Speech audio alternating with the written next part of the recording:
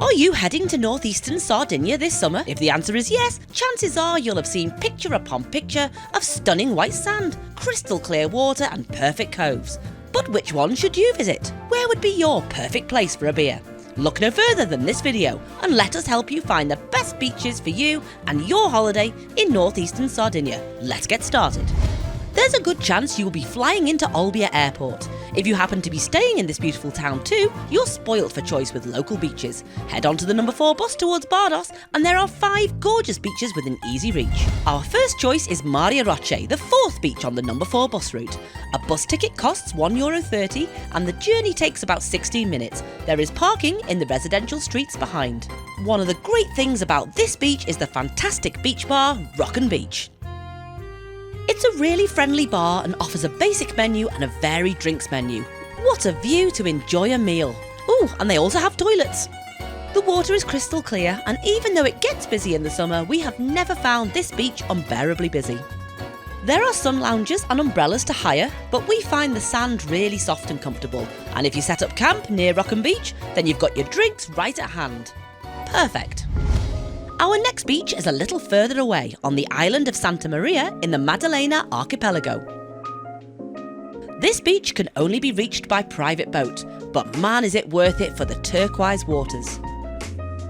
We highly recommend that you take a day's boat trip from either Palau or Caglioni.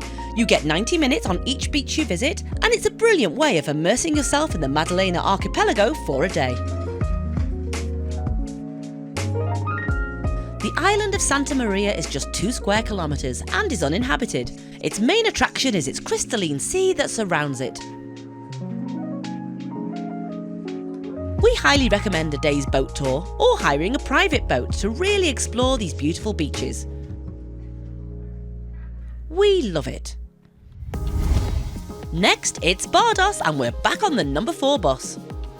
Bados is the end of the line for the number 4 and after a short walk downhill you are greeted with sand that would rival a Caribbean beach.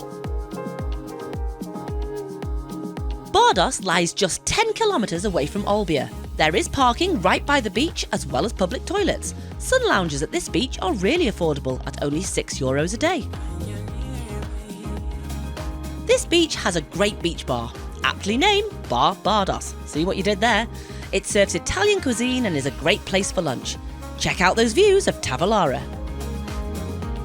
If you're feeling energetic after all that seafood, there is also a beach volleyball court here.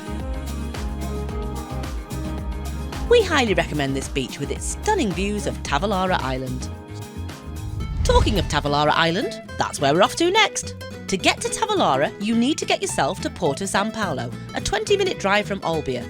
Here you catch the ferry across to Tavolara. Tickets are €16 for adults and €8 for children, aged 4 to 12. The ferry takes about 20 minutes and once you arrive there's plenty to see. We love the picturesque cemetery where past residents of the island are buried. Of course, the water here is just as pristine and swimming is a must. The views from the sea of the rock are incredible. There are many beaches and coves on the island and it's quite possible to get one to yourself, even in high season. There are walking paths all over the island. It is possible to hike right to the summit and enjoy a glorious view of the surrounding area. After all that walking, you're bound to be hungry. There are 3 options: La Corona, which is high-end, Ristorante Tonio, which is often very busy but affordable. Or you can do what we did, get a sandwich and a beer from the beach bar and enjoy it with the chickens before your ferry back. Cheers! It's back onto the number 4 bus and this time it's Pittulongu, the first beach on the route. Once you leave the bus, it's a short 3-minute walk to the beach. This is the largest of the beaches on the number 4 route. It's often busy in the high season and do note, if there's a cruise ship in, this is the beach recommended for passengers. It is beautiful though. There are quite a few bars and restaurants at Pittulongu. We highly recommend this one, Il Tetto Rosso. Not only is this one open year-round, they have delicious dine-in food with stunning views of Tavolara and freshly cooked pizza available to take out onto the beach. The water varies from emerald on a windy day to turquoise on a calm one. It's a great beach for a swim though.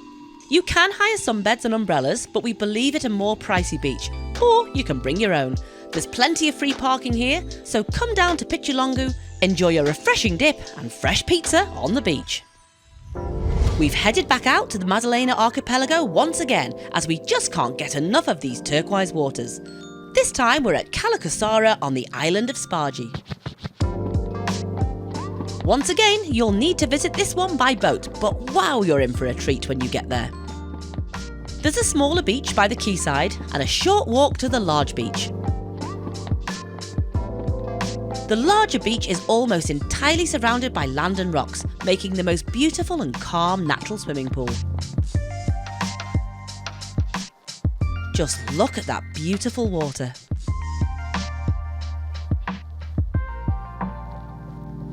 We do recommend a boat trip around these beautiful islands. You cannot beat these waters for swimming. Legend says that in olden times there was once a permanent pirate den here. Ooh. And who can blame them? Who wouldn't want to hang out here? A full day's tour to these islands starts from £43 for the basic tour, to £87 for a catamaran tour, to £122 for a smaller boat tour with water sports. This of course doesn't include your transfer to the port to pick up your boat. We've done the basic tour a few times now and visited slightly different beaches each time. Cala Corsara though is definitely one of our favourites.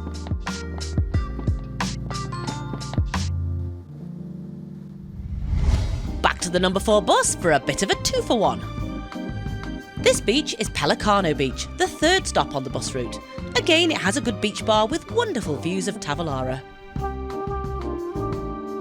It's a lovely secluded cove, which makes for calm swimming water. There is a big hotel at the end of the beach with lounges for hotel guests only, but to be honest, we've always found that part of the beach not as well kept, so you're not missing out. Now we say 2-for-1 as it's just a short stroll over the hill to Squalo Beach. This beach is one of our favourites as we find it far less busy than neighbouring Pittulongu and Pellicano.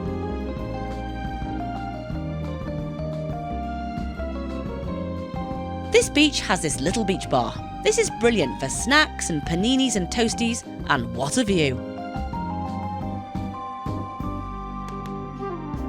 We only discovered this beach last year and it's now a firm favourite.